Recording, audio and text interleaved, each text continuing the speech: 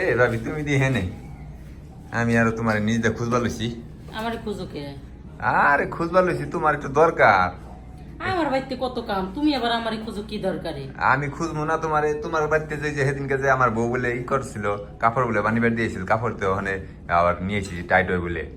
আরে এখন আমার সময় নাই, দেখো না নতুন বাড়ির কাম ধরছি।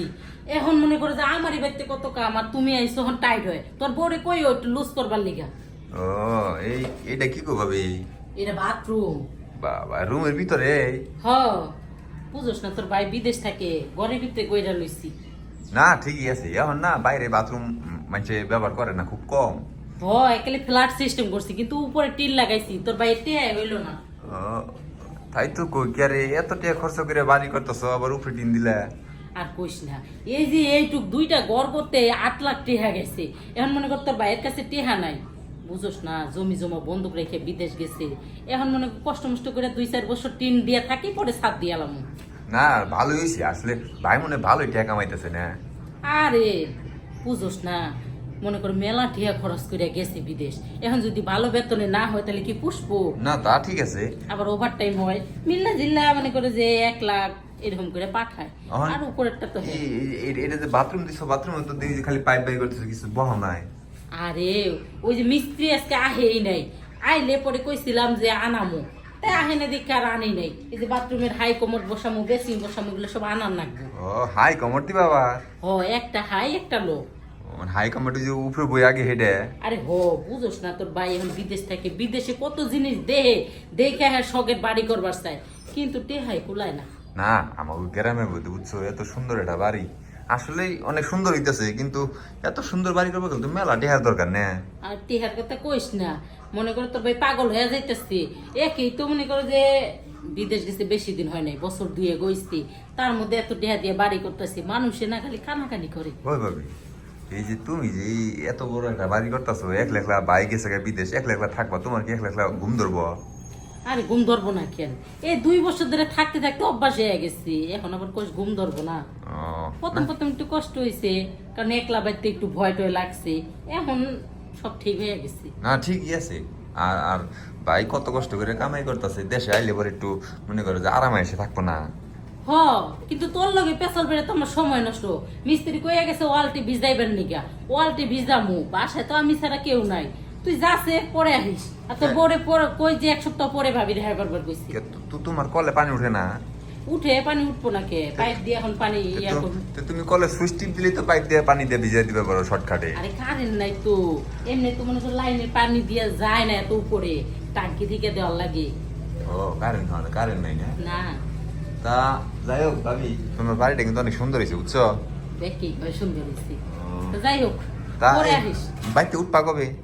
আরে উঠবো, এই যে মনে কর যে কাজ শেষ হইলে এই সপ্তাহ খানিকের ভিতরে উঠা পড়বো। ও, যাই হোক আবার উঠে গেলে আমাকে একটু দাওয়াত দিও, আমু বিরিয়ানি খাওয়াবে না?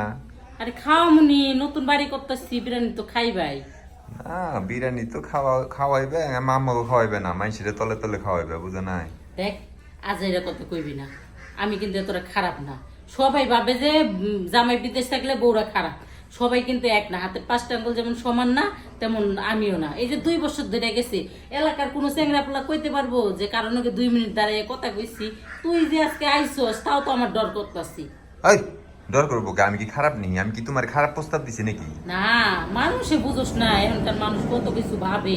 মনে করো যে জামাই বিদেশ থেকে বাড়িতে একটা মানুষ আইলো খালি উকি ঝুঁকি মারে, না জানি আমি কি করে আলাইতেছি। না ঠিক আছে ভাবি, তোমার কথা সবই ঠিক আছে, কিন্তু তারপর একটু সাবধানে থাকো, বুঝো নাই? আচ্ছা থাকুন নি, এখন যা তো ভাই, আমার মেলা কাম আছে। তাহলে ওয়ালটা ভিজাবো। আজকে একটু ওটা একটু সাইজ করে দিবে না? আর সপ্তাহখানি পরে আইবার তো ভাই, আমার তো মনে করো যে একলা মানুষ, কামের চোখে দেখি না। মনে করো সকালের খাবার খাই, এই দুপুরে খাবার খাই, মনে করো রাইতি। ও তুমিও ঠিক মতো খাওয়ান পাও না? না।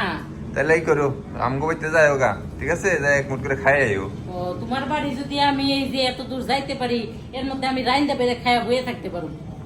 আচ্ছা ঠিক আছে ভাবি, হুম। তাহলে তুমি কাম করো বুঝছো, যেহেতু তোমার কাম এখন হবো না, মানে তোমার কাম বলে মানে আমার কাম যখন কইরে দিবা পারবো না, তোমার কামই করো, আমি তাহলে অন্য সময় পাঠাই দিমুনি। আচ্ছা 1 সপ্তাহ পরে এবার কই জ্বালা।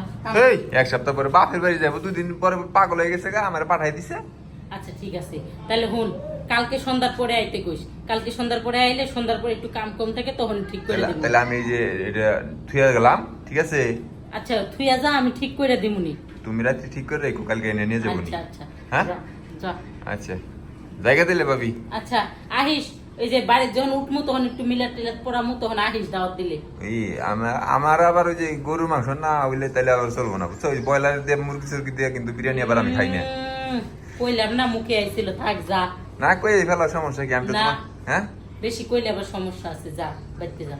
কি আর সমস্যা? আমি তোমার দেওয়ার নাকি? তুমি ফ্রি মাইটে কই এইবারও দিলে কথা। ও কইয়াই পারি, হাজিরা বুঝোস না, গরু আর মুরগি বিচরে না। খাইবার দিলে কই দিয়ে না আবার প্লেট দেয় আগাইয়া, তুই হইছি এমন।